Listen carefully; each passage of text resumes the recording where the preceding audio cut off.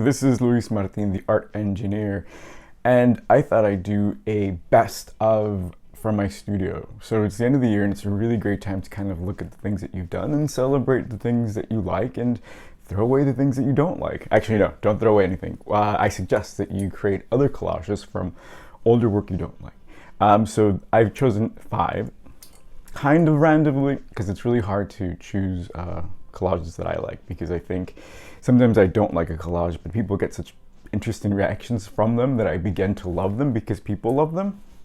Yeah, it's called peer pressure influence, which is a lovely thing because then it becomes more than just my collage, it becomes a conversation. So these are 5 collages that I've chosen to share with you.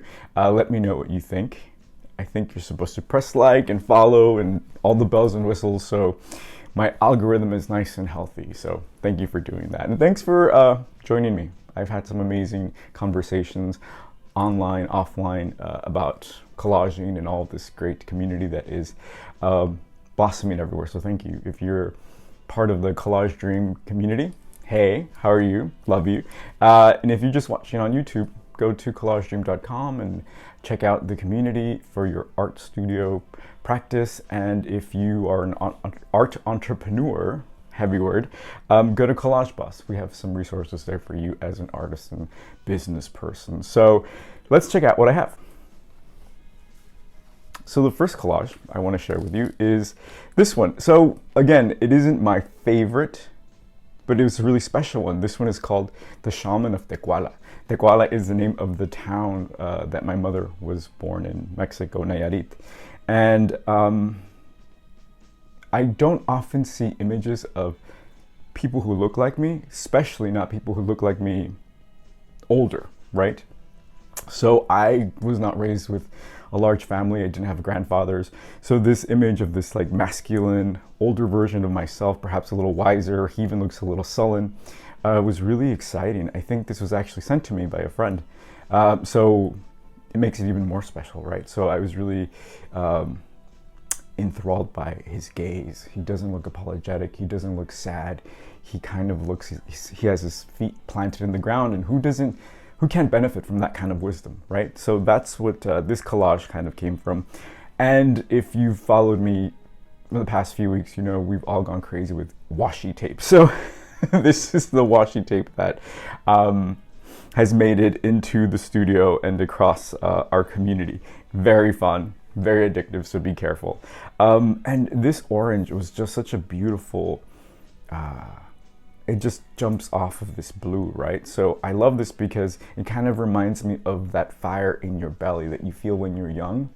And if you're really wise and cultivate it, it doesn't go away even when you are an older person. I've met so many great older people that have this passion that I want to have when I'm 97, when I'm 105, right? So this is what that reminds me of. The shaman word kind of attributes to that magic of this fire in the belly that's also kind of roots reaching up. So this is one of my favorites.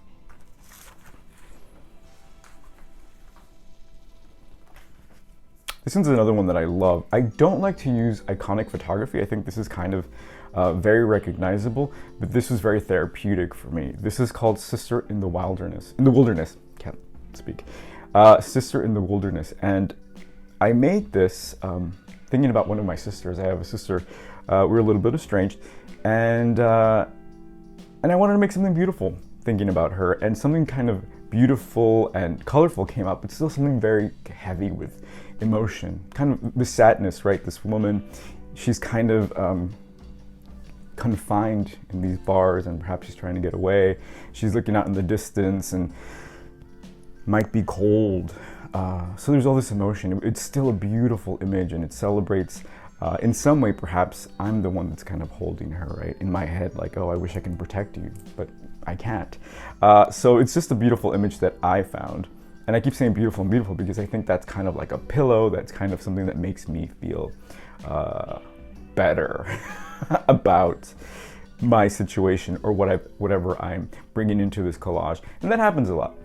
I don't come to the studio with a preconceived notion of what I want to create, and I just kind of let it funnel through me. And I know things are, when you think of a song, when you have issues at home, they're always percolating in your head. So it's kind of like how you allow it to funnel. Will it play out in an argument? Will it play out in a collage? Will it play out in food? Whatever, right? So to me, this is how it played out, this conversation about my sister. But I thought, you know what?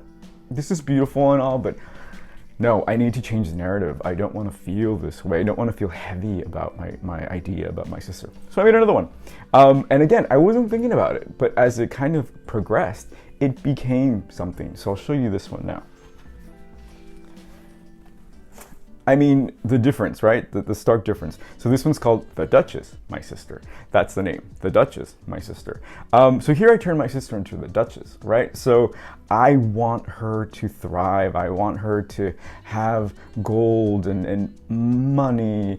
And it doesn't have to be dollars. It can just be the security that money brings, right? I don't have an adversarial relationship to money. Money's great. It does great things. It allows me to do this. So I want it for everyone, and I want it for her, and things are growing, and there is an R, and that could be anything, right? It could be respect, it can be rest, it can be reassurance.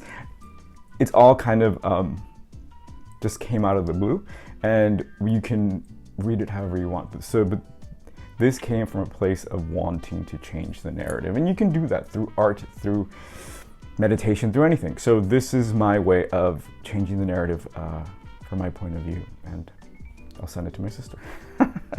So, I mean, just comparing and contrasting them, very different, same stories. You can see there's similar colors, the green, the purple, the violet, but where this image is looking away and lost in thought, she's looking at you straight in the face, and she still has a very soft gaze, but she's not afraid to look at you, right? So there's a difference in body movement or body language, right? Where she's stiff, kind of like a mountain. Here she's languid, right? So, you know, it just makes life better when you can look at things and kind of assess them and know where they're coming from, right? The next one I thought was a little bit lighter, but it was, again, it led me into this kind of color story of violet. I made this one during Collage Live. If you haven't joined one of the Collage Lives, please join us on Instagram. It's a totally different ballgame because my husband's there, people are in the room kind of through Instagram, and it feels like a party. It really feels like a room full of friends. Whereas here, it's just you and I, and it feels really intimate. And I can be serious, and I am serious. This is kind of my go-to. But in the lives, I'm like, oh wait, let's be happy. Like, I have to literally like change the dial. So join in, help me change the dial. And this came from that. And this one's called Booster Cravings, because I made this collage right after I had my booster.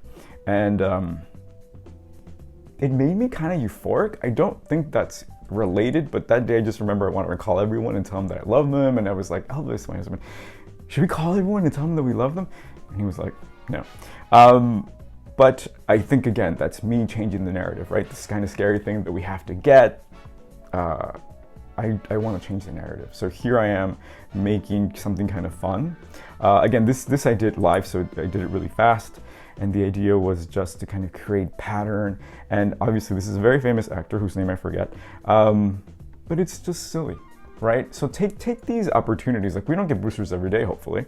So you can take these weird experiences and make something kind of out of the box if you need an excuse to go out of the box.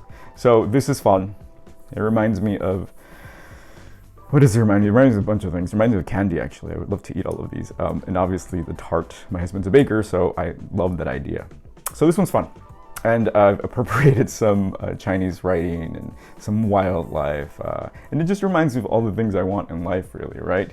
Dessert, travel, just freedom, and candy, lots of candy. And the last one that I wanted to share with you is this one. So this is a really fun one. It's actually silly. It's called creepers, because obviously there's eyes, and a creeper is a person kind of who stares, or a voyeur. But first of all, I get a lot of my naming cues, my titles from music. I listen to a lot of music while I work, and this obviously is a reference to the song Creep by Radiohead. I am addicted to covers of that song. One in particular is a jazz cover. And it's so painful. It's like, I remember coming to New York when I was 13 and buying that CD. And it just like, wow, right? That was, I imprinted that song with my teenage angst and desire to come to New York. And now that I'm here, every time I hear it, it gives me that like nostalgia, but that power. Like it reminds me, oh right, I can do this, right? So do that with your music and then use the titles to name your collages. So that angst, that power, that again, that fire in the belly that I started with, is still here. It's still present, right? It's like this wave, and this is obviously a very famous image that I found that someone had manipulated, so I used it. This is from a picture that I took with my iPhone of a wall in my neighborhood, right? This is the glamorous New York that we live in. And you know, and here's Napoleon, which is also kind of interesting because look, he's, you know, this person is looking and so is this person is looking. So it's this play of observing, right? And you can think of this as a higher power. You know, you're always being watched. You're always watching. So it's kind of like an interesting triangle between a higher power, you, and the viewer. So you can get lost dissecting your collages, and it's really fun. Do it. But do it after you've made it, because if you do it the other way around, you can get like all knotted and then you don't do anything because you think everything means something. So wait until you're done and then invite these conversations to come in, or do them as they're happening, but don't do it the other way because that'll be convoluted. So all of these collages are available on print. You can go to the website collagedream.com or luismartinart.com, and they will be there available for purchase. Now, one thing that I want to share with you as an artist, if you're an artist and you want to sell your work and share it, don't be afraid to do that, because I know sometimes people need like permission. I get that. So hi, I'm Luis Martin, the art engineer, and I'm giving you permission to sell your work, because when people see you selling your work, sometimes specifically other artists question you. They're like, oh, why are you doing that? And there's a sense of envy because it comes from a lot of people who would not dare do it because they're too afraid or don't have the willpower to do it. So if you do it knowing that if you don't do it, nobody else is going to do it for you, especially if you don't have a gallery. I don't have a gallery. Especially if you don't have some kind of endorsement outside. I really don't. So everything we do as artists, it needs to be from our own initiation, right? Our own initiative, and make it happen for yourself that way. So this is all art that I love, that I want to share with you and the world, and I'd love to see them on billboards. I'd love to see them on t-shirts. So this is how I'm doing that and how I'm making that happen. So listen, if you have that fire in your belly, hone into it. You have it for a reason. Even if it isn't about becoming a famous artist, even if it's just making art at the end of the day and sharing it, or helping other artists succeed, or just helping people be themselves.